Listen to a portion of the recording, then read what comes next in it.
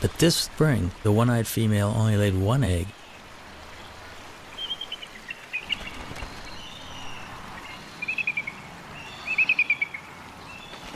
The couple begins a daily routine.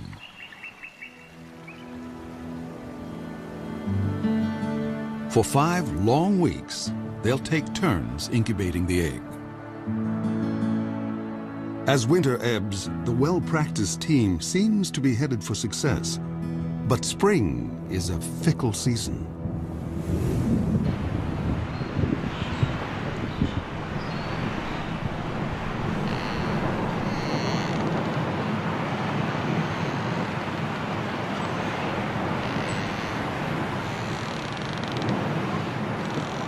In mid-April, it was a freak snowstorm. I'll never forget it.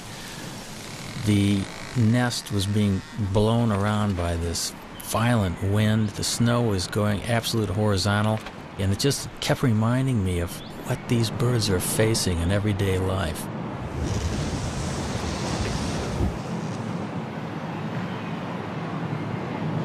They were well into incubation, so the changing of the guard was always quick. Because you got to remember, they have delicate eggs that they're protecting and keeping warm.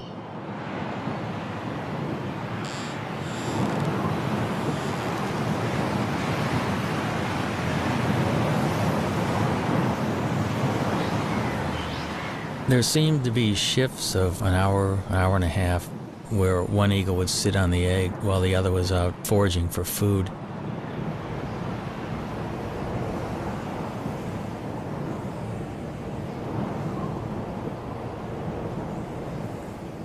Through this storm, the male sat, waiting for the female to return.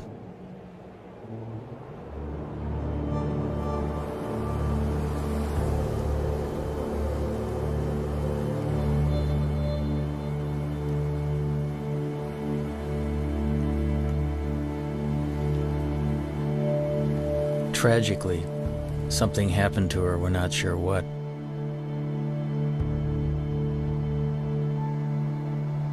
There's so many things out there that can work against the survival of these magnificent birds, and makes you realize how fragile their existence actually is.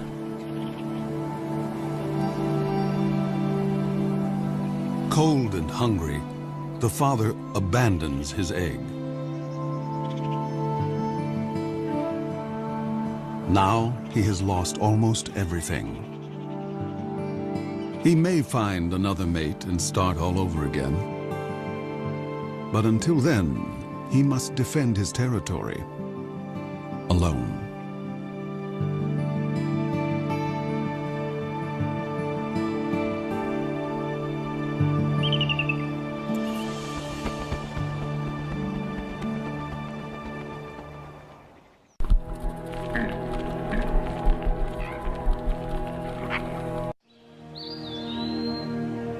When Europeans arrived in North America, the continent teemed with as many as 500,000 bald eagles.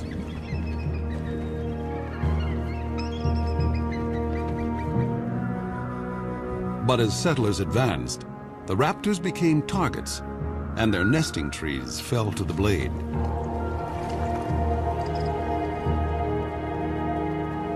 For raptor specialist Bob Anderson, the pioneers' attitude was simply arrogant and ignorant. All birds of prey were just considered vermin. I mean, they were all chicken hawks. They were all bad birds. Be it a bald eagle, golden eagle, or red-tailed hawk, they were all shot.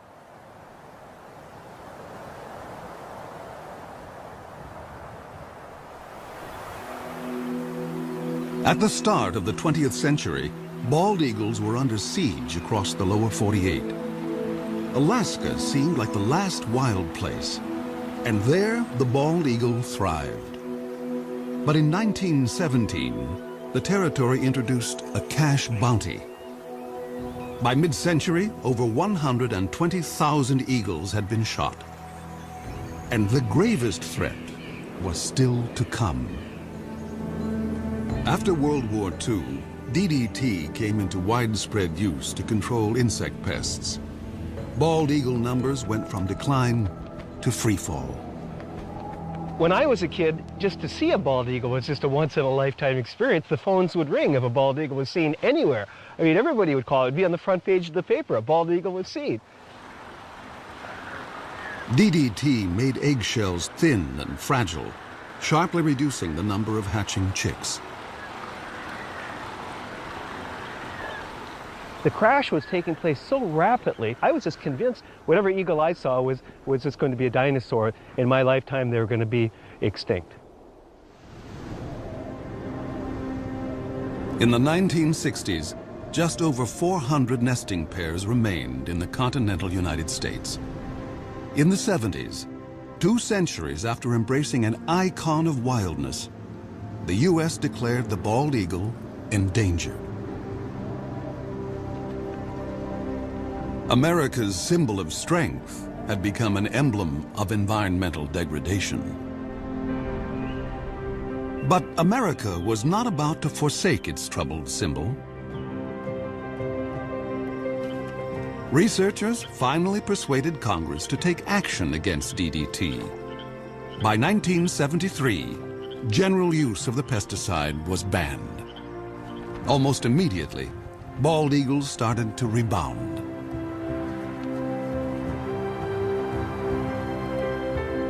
In 2007, the American eagle was removed from the endangered species list. By tapping our own better natures, we had given primal nature a second chance.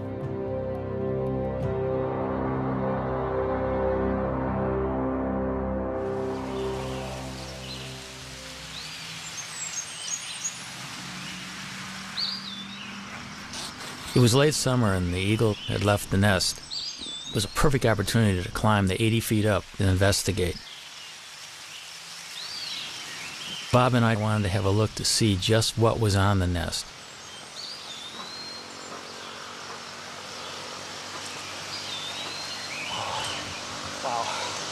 Wow, look at the food up here. Amazing. Here's a skull of some mammal, the top part of the brain of some mammal.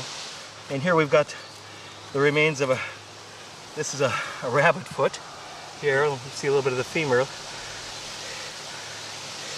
Bones here. And here's a feather, dark feather that almost looks like it might be from a crow, possibly a duck.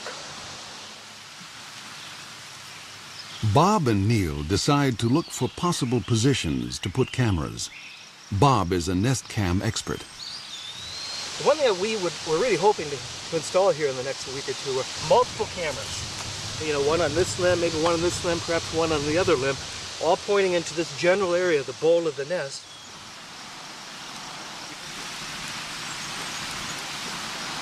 You've heard of sea legs? We have to have tree legs when working with this job.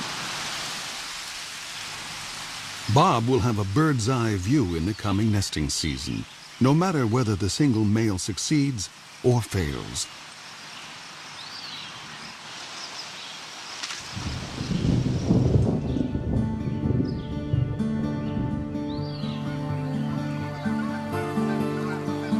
October in the upper Mississippi Valley. The fall weather is mild, and eagles are free from the burdens of the nest.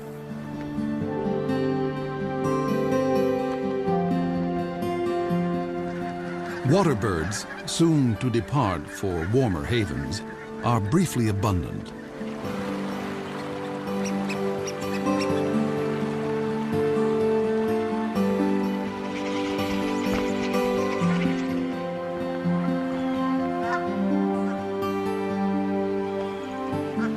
Joining the eagles that live here year-round are bald eagle migrants flying south from Canada. Some have flown 1,400 miles to find open water. This surge of eagles now turns to hunting.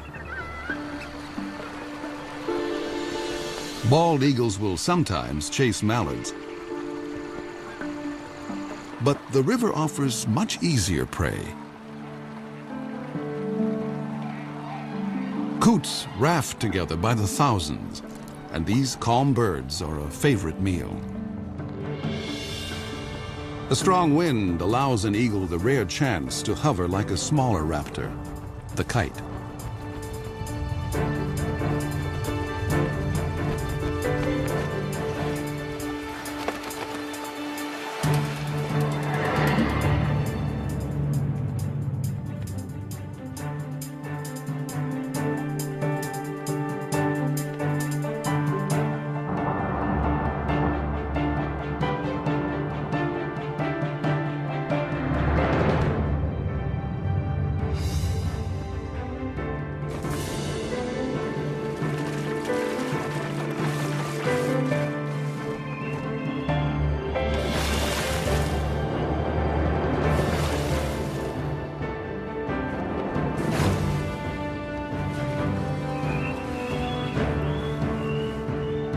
There's more than enough prey for every eagle, but thievery is in their nature.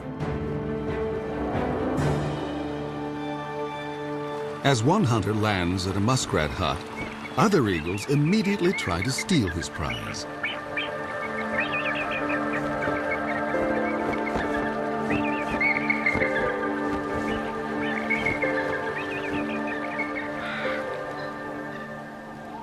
This autumn bounty is a returning glimmer of the old days. In November, when the eagles are staging on the upper Mississippi, there is one place far to the north that is almost primeval, an untouched wilderness. This is the Chilkat River in Alaska, where great runs of salmon bring eagles from as far as 1,000 miles away. The salmon have made their own epic journey in from the sea to spawn. They will die soon afterwards, but they will sustain this great gathering of eagles, as they have done each autumn for thousands of years.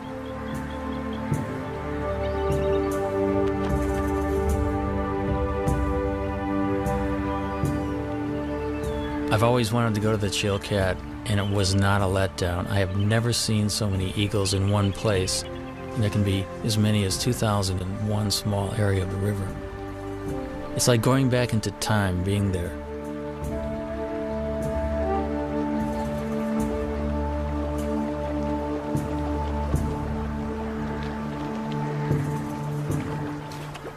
Because bald eagles do specialize often in fish, their feet are modified with tiny projections on the bottom of the toes and the pads of the feet, which actually make it easy for them to grip fish. Their beaks are incredibly efficient at ripping the flesh of fish and other prey that they catch.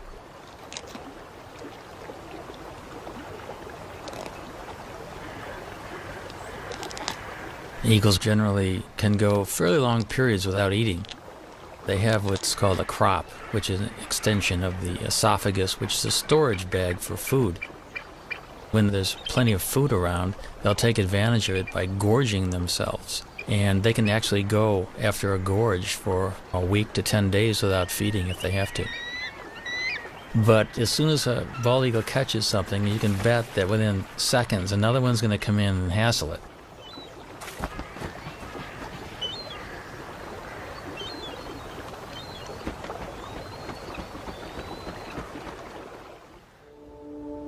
Back along the Mississippi, autumn is on the wane.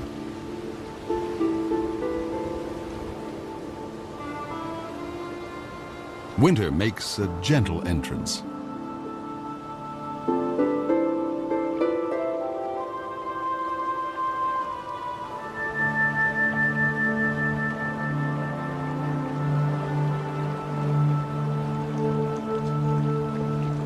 Bald eagles can now walk on the river, although some seem to prefer skating.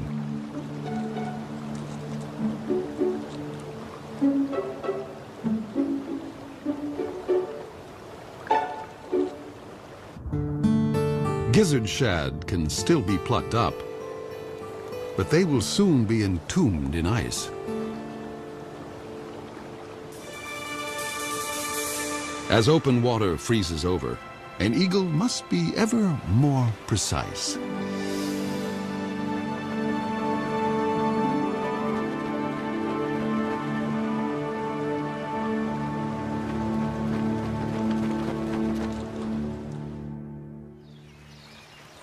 At the hatchery nest, Bob Anderson has been keeping an eye on the widowed male. The male will always make occasional visits to the nest. He still maintains the territory. He's working on his nest, adding little trinkets that might make it more attractive. This particular nest is prime property. It's located so close to a prime food source. And many eagles have been vying to get into the territory. Now that he's alone, an approaching female would be courted.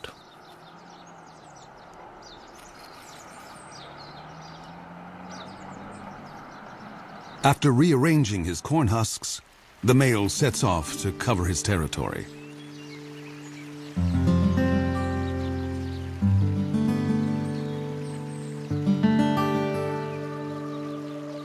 But now, another eagle buzzes the nest.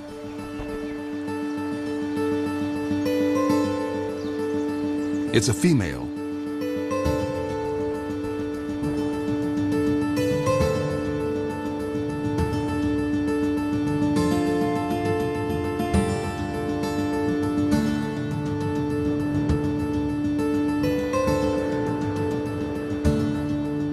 An aerial duet may be a chance for the prospective couple to size up each other's condition. A healthy eagle can cruise at 40 miles an hour in level flight and hit 100 in a dive.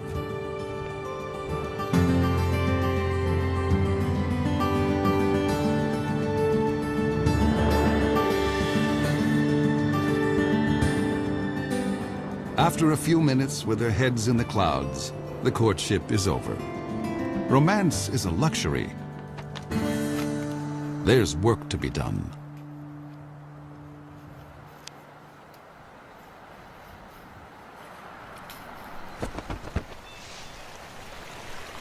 When the eagles first land together on the nest, they're a little bit apprehensive, and I think the moving around of sticks together and grass together just kind of cements the bond. It kind of creates the marriage that will only get deeper and deeper as the weeks progress.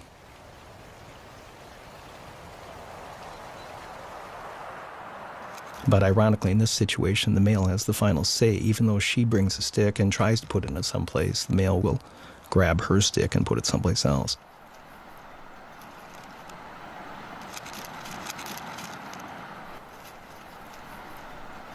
We think she's a 4-year-old. She does have speckles on her head, but you can see a little dark streak on the top of her beak.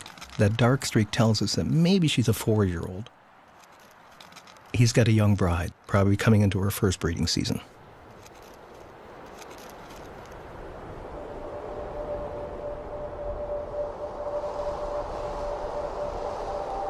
Winter drains the last warmth from the river.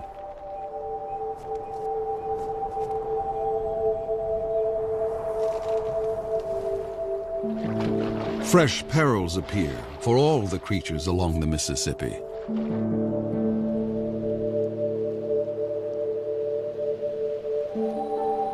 And now, the most brutal season tiptoes in.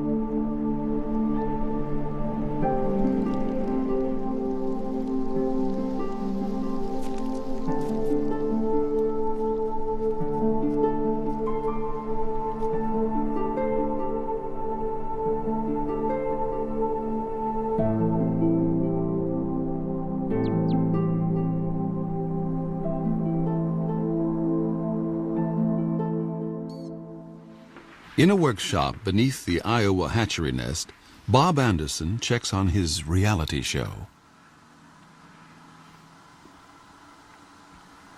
I mean, what a view. What an incredible angle of looking at the American bald eagle. And there she is also. And And he's the boss, boy. This is his nest. I mean, he calls the shots. He's in charge of all construction. No matter what she does, he comes back and rearranges it, and 100% of the time.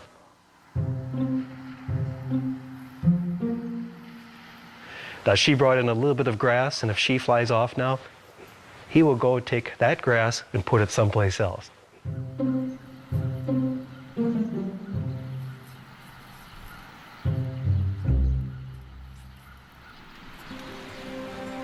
Despite squabbles over decor, the new couple is starting to embrace their common purpose.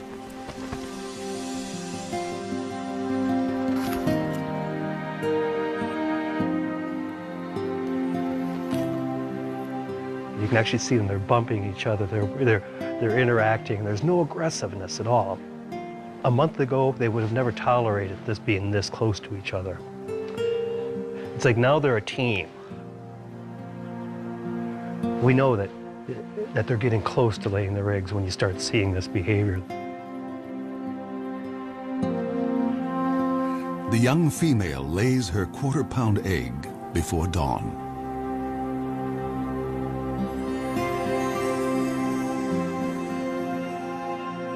Exposed, an egg can freeze in a minute. And so the father will need to move in for his first shift. The first egg was laid early in the morning. We actually missed it. We saw the birds sitting in the bowl. We knew that it would be soon, but we were kind of surprised to see this first egg. But we can see him, how careful he is with his feet. His feet are balled up, and he's trying to hide his talons. He doesn't want those nails to poke a hole in that fragile egg.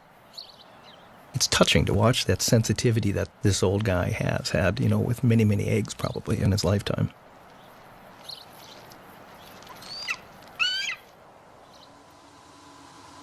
If a second egg is coming, it's due 2 days after the first. Come on, stand up. She looks like she's about ready to stand up. But What do we have? We have 2 eggs. We've got 2 eggs. See this? You can see them both. So do you feel like a papa? When they hatch, I'll feel like a papa. Yeah. now we just have to wait 35 days from today to see our first baby. So. If eagles can feel pride or joy, the new parents must be brimming over. They will now work nearly unbroken shifts. But even such an effort can't guarantee that the eggs will hatch safely, especially since they must survive one of the longest incubations of any bird along the upper Mississippi.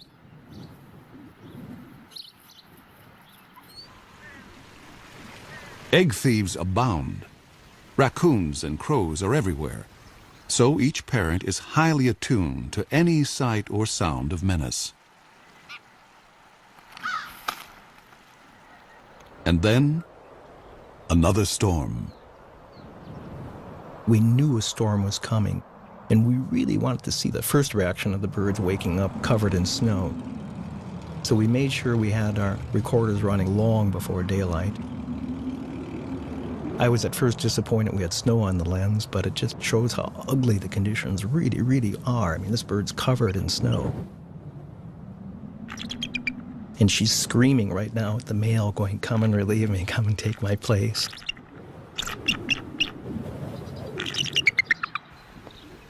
And he does.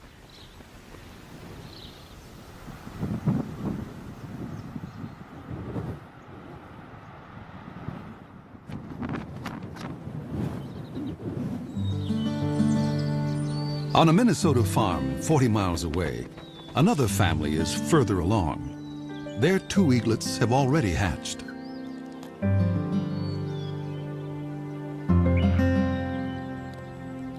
The mother feeds her 4-day-old daughter. The 2-day-old male, hardly able to hold his head up, doesn't seem to be getting a fair share. Although both parents are dedicated, they have a blind spot for one particular peril, one within the family. Sibling rivalry.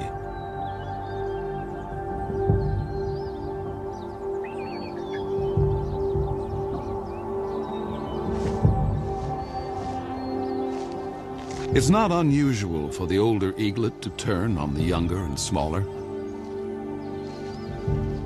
In nature's cold calculation, why share your meals when you can eat more alone?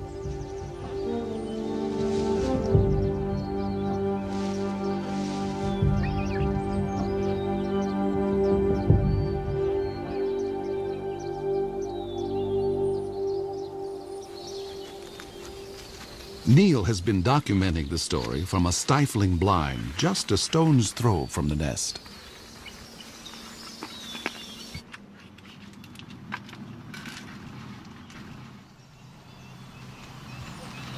The dynamics of this whole syndrome is that the chick that's beat up becomes weaker and weaker, cowers, is kind of afraid to even stand upright, and the female will always feed the chick that's more robust. And it's called the Cain and Abel syndrome. The feedings go on for about 5 to 8 minutes, sometimes maybe 12 minutes. The bigger chick is getting up to 30 or 40 pieces of food per feeding. The little one would get about 6 to 8 pieces. The last few days we've been worried a lot about whether the younger, smaller chick is going to survive or not. So we got our fingers crossed that little UD, we call him Underdog, is gonna be okay.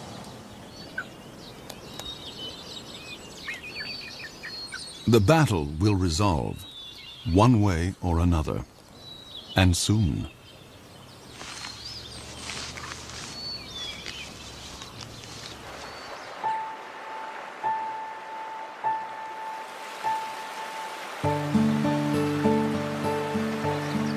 Water flows again at last. Spring has come to the upper Mississippi.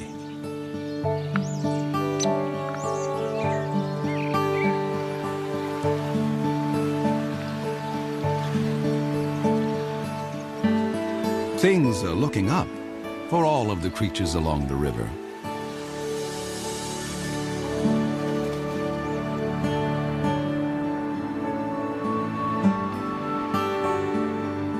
Eagles visiting from Canada now return north to their nesting territories.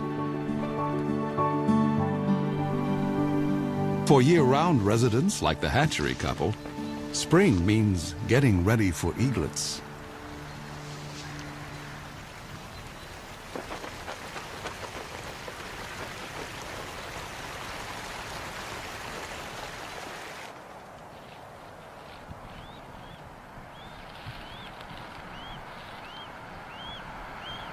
The first baby's hatched now, and you can see how kind of inept and clumsy this young bird is. She doesn't quite know what to do. That baby's begging for food, and yet she's not fully responding to it. And yet there's food off to the right in the nest. And these first few days were so painful for us. If it wasn't for the male, I don't think the babies would have survived.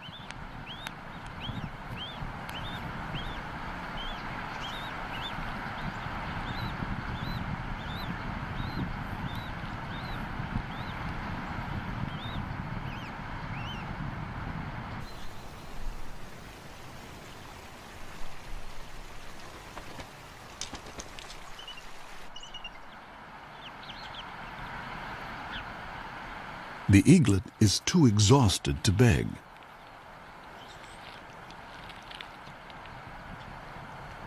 And now the mother starts to feed herself. Parent and young are failing to connect.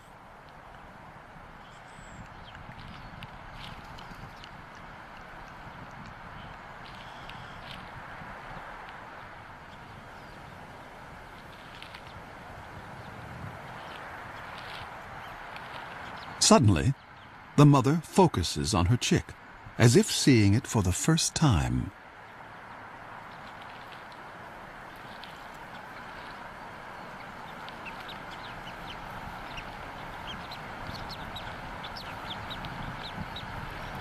She's just, she doesn't know how to approach it, and she's trying to ball up her feet. She just stepped on the baby there.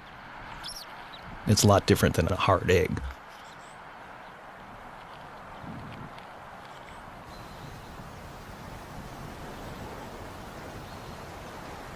This shot here really just surprises. She had her tail facing into the wind.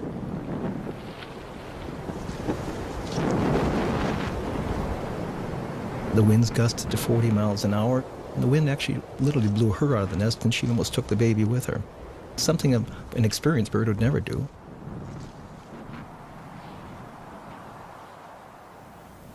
It's been a trying day, and the stakes are only going up.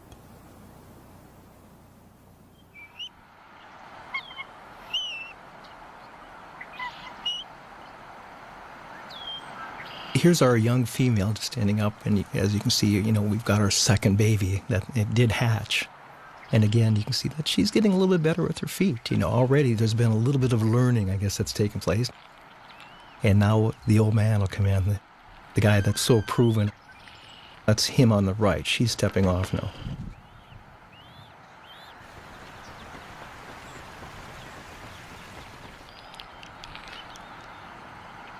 Here's the adult male. He's clearly fed babies before. He just walks in and he'll put the food right in that baby's beak after 1 or 2 tries. He's very experienced. And patient. It will take the eaglet a little practice to actually get something to eat.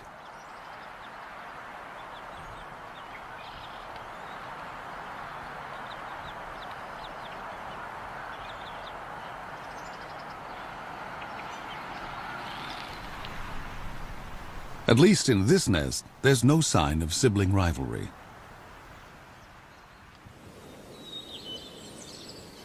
At the Minnesota farm, Neil waits for the outcome of the sibling battle. The sister is alive and sassy, but what about Underdog?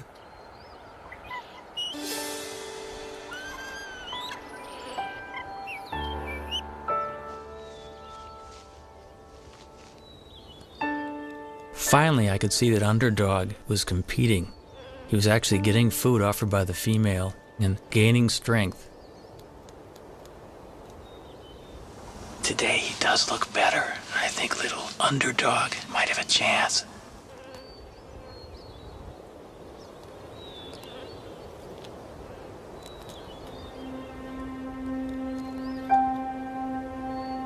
Once the eaglets were 6 to 7 weeks old, the Cain-and-Abel syndrome was long past, and they were both healthy and vigorous.